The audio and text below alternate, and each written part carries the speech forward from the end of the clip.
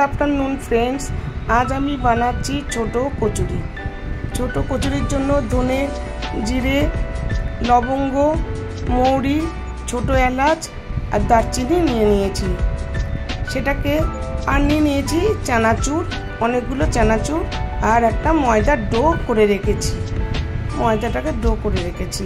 খুব নরম হবে না, একটু শক্ত মতোই হবে, আবার খুব শক্তও হবে না, মানে রুটির থেকে একটু বেশি। এই চানাচুরটাকে আমি বেটে নিয়েছি আর তার সঙ্গে মশলাগুলো বেটে নিয়েছি।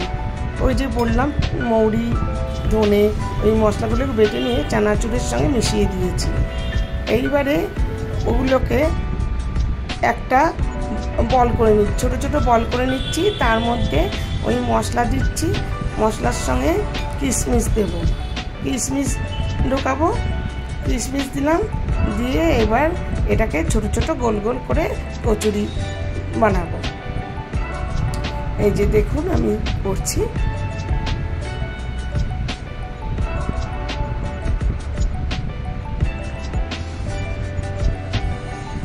এই যে ছোট কচুরি আমার বেলে হাতের মধ্যে করে রাখছি। এই যে আমার সব বানানো হয়ে গেছে, এবার আমি তেলে ভাজবো।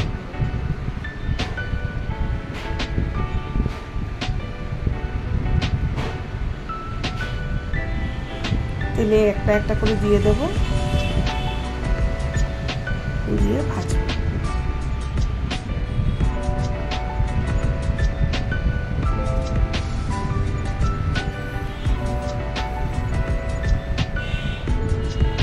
সিমের থেকে একটু বেশি আগুন দিয়ে করতে হবে।